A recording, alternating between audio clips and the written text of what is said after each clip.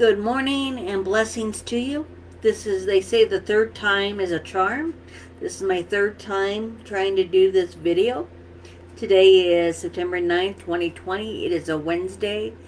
I have a few hours to myself before Rose returns. Rose is my daughter, and she's homeschooling, or we're calling it church school. She has her own little office set up. I want to read to you today from Psalm 27. And the theme is God offers help for today and hope for the future. And I think we need that. The Lord is my light and my salvation, so why should I be afraid? The Lord is my fortress, protecting me from danger, so why should I tremble? When evil people come to devour me, when my enemies and foes attack me, they will stumble and fall. When evil people come, though a mighty army surrounds me, my heart will not be afraid. Even if I'm attacked, I will remain confident. The one thing I ask of the Lord, the thing I seek most, is to live in the house of the Lord all the days of my life, delighting in the Lord's perfection and meditating in his temples. For he will conceal me when trouble comes. He will hide me in his sanctuary. Isn't that where we're at right now? We want the Lord, who is our light and our salvation, who is our hope in the very midst of darkness. And friends, it is dark, isn't it? Think about it. We have fires. Fires are affecting places that I love, people I love, areas. We see cities destroyed. We see lives ruined right now through these fires in California, Oregon, and Washington. I've had some friends have to evacuate.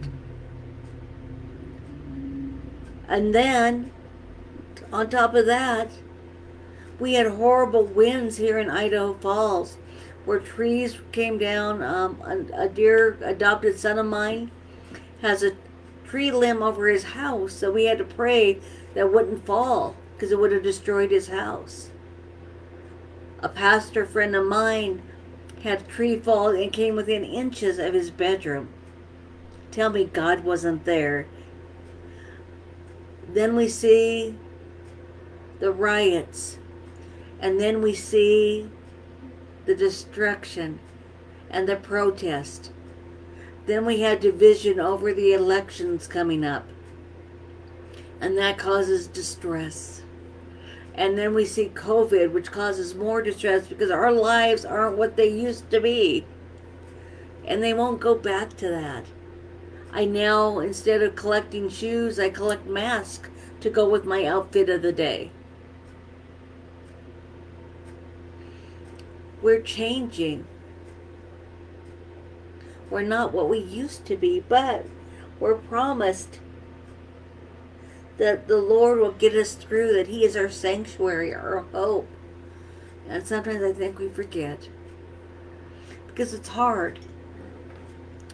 It's hard knowing and remembering when we're in these trials. There's a lot of trials going on in our lives right now. But I ask that you turn to one another with love and contentment. Try to get as much normalcy out of your life as you can.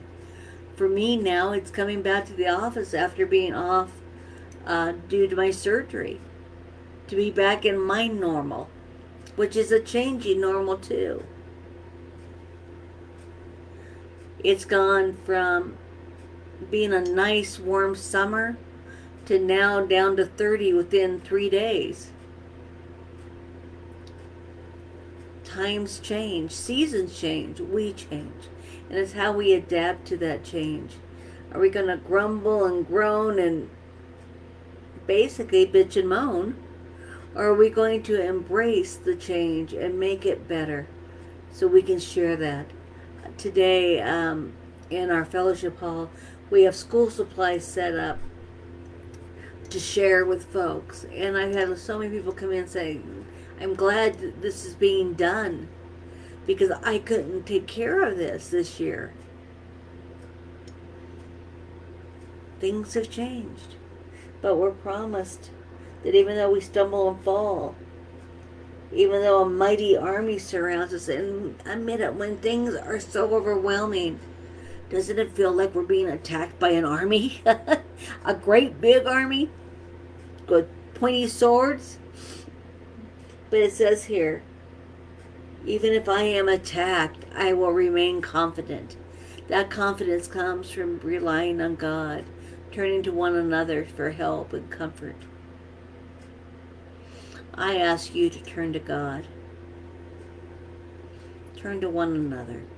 I'm glad to be back and doing my little messages with you. I hope they help. I hope they encourage. God's blessing to you. And all God's people say, amen.